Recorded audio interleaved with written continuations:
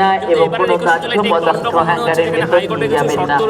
আপনাদের সকলের কাছে অনুরোধ, আপনারা হ্যাঙ্গারের ভেতর কোনো রকম খাদ্যবস্তু এবং দাহ্য পদার্থ 21শে জুলাই নিজের শর্তে চলে। 21শে জুলাই মমতা বন্দ্যোপাধ্যায়ের ডাকে অভিষেক বন্দ্যোপাধ্যায়ের সেনাপতিত্বে আপামর বাংলার ছাত্র যুব সমাজ আগামী দিনে কিভাবে চলবে তার দিক নির্দেশ দেওয়ার অপেক্ষায়। এত মানুষ অলরেডি উপস্থিত হয়েছে, কালকে মেন দিন। আমার তো ডাউটফুল যে আদৌ এইখানে জায়গায় ধরবে না সেটা ক্রস করে যাবে। আমি উত্তরবঙ্গের সকল মানুষজনদের ধন্যবাদ জানাই যারা এখানে এসছেন এবং তারা এত সুন্দর সাজিয়েছেন। আমি নিশ্চিত এই 21শে জুলাই সব রেকর্ড ব্রেকের 21শে জুলাই হবে।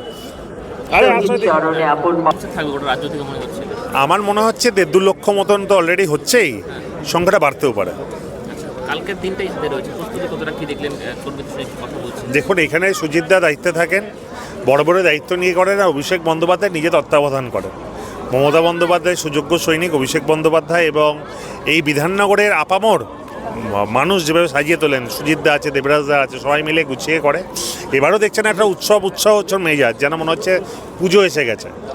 আজকে সত্যি বাংলার মানুষের আনন্দের অনুষ্ঠান যেরকম দুর্গাপুজো, ঠিক তেমনই 21শে জুলাই হচ্ছে তৃণমূল কংগ্রেসের আগামীর এগিয়ে যাওয়ার একটা উৎসব। আমরা 13 জন শহীদকে স্মরণ করে তাদের স্মৃতিতে আগামীর এগিয়ে যাওয়ার শক্তি নিই, এবারও তার অন্যথা হবে না।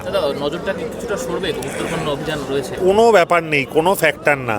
এরা মিডিয়া মাইলেজ পাওয়ার জন্য বলে, আর কোনো ফ্যাক্টর নেই।